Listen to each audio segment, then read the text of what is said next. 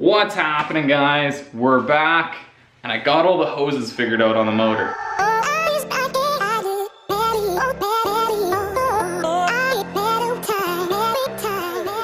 Alright, we're back. I spent most of the last week going through like hose diagrams from Nissan and forum posts, guys swapping the SRs into 240s and whatnot, trying to trace out where all the coolant lines go, and I think I got it figured out. I did run into a bit of an issue on the idle air control circuit. On the S13 versions, they have a coolant line running through the idle air control valve, and that's what controls the cold startup, so that it'll raise your idle a little bit when it's cold, and then once the coolant gets warmed up, it'll drop your idle back down. I thought I had one on here, turns out I don't. The S14 uses a cam on the throttle body instead, so that eliminates that whole circuit. So that's nice, but took a little bit of figuring to do it. So we got them all figured out. I went through and grabbed all the old hoses and traced them and mounted them on the motor. So that's done. I do have a new hose kit on order. I hoped that it would be here in time, but it isn't. So we're gonna replace all the hoses on there. They're all old, cracked, really stiff. So I got a new one on order. Hopefully it'll be here next week, and then we can do that. But I don't have it. So today, instead, I think we're gonna move on to wiring. I have the original wiring harness that came on the motor.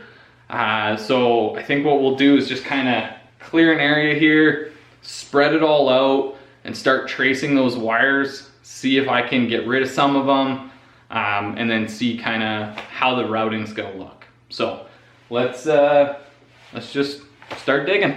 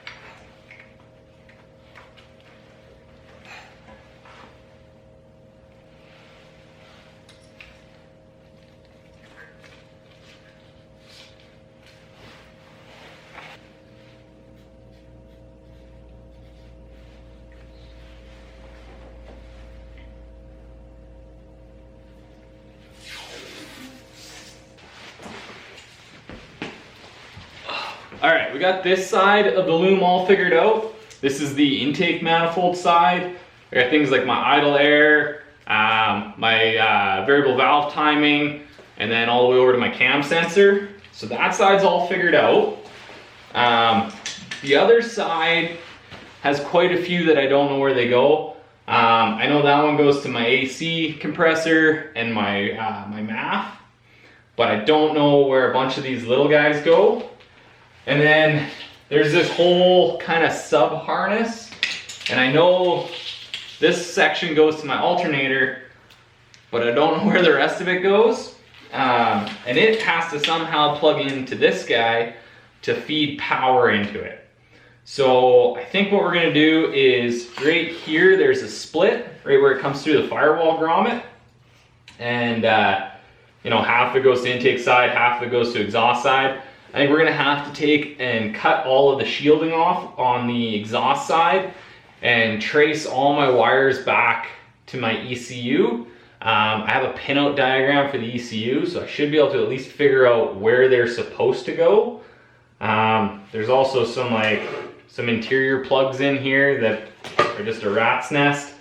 So we'll have to figure those out. So I think step one, let's cut all the shielding off the exhaust side and try to figure out where they go.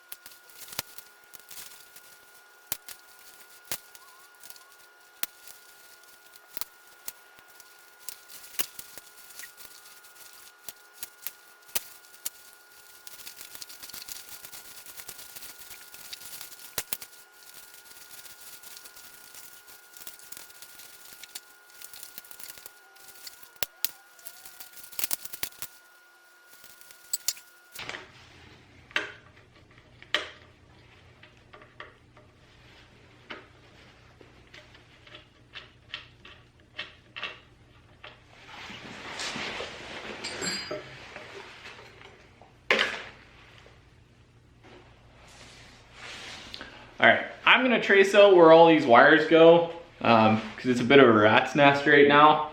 It looks like somebody's already been in here. There's some electrical tape, which kind of makes me nervous. Also, all of the wires are oily.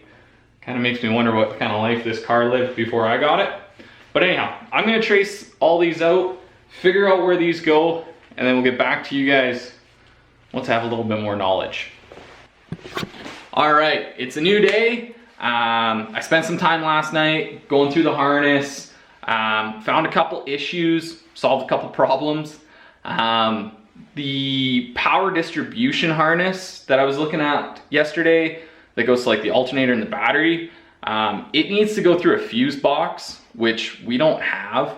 So I'm gonna have to look at buying a fuse box for the car. It doesn't have to be real big. There's not a whole lot of fuses that we need, but we are gonna have to put one in. So we're gonna need that. I also looked, all these wires are routed to go into the left side of the car. I think it's because this is off a right-hand drive car from Japan. So we need to move all of our wiring over to the right-hand side of the car because that's where our ECU is gonna live. So we need to rejig all the wiring in there. And then some of the connectors are in pretty bad shape. The TPS sensor connector was actually held on by like 1 out of 3 of the wires. So I came out this morning and pulled the pins out of that TPS connector. They're pretty easy to pull apart, but it's looking like we're gonna need to replace the pins because I can't uncrimp the wires off of them. I could theoretically just strip these back and solder on a little pigtail, but that's not really the right way to do it. So I've been looking around to try to find replacement pins. I can't find any online. So this week I'm gonna look around at some of the electronic stores in Calgary, see if they sell just replacement pins. And then that would allow us to do the full rewire properly. The other option is Wiring Specialties sells a full harness rebuild kit for this car, or for this engine. They don't sell anything for a kit car. So they sell the full wiring rebuild. Comes with all the connectors, all the pins, everything I need to do a full rewire except for the wiring, which we can salvage most of the wires out of here. But that's like 250 bucks US. So I prefer to just get new pins and salvage all my old connectors.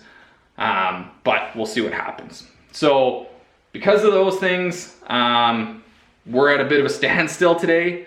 I can't start rewiring without new pins.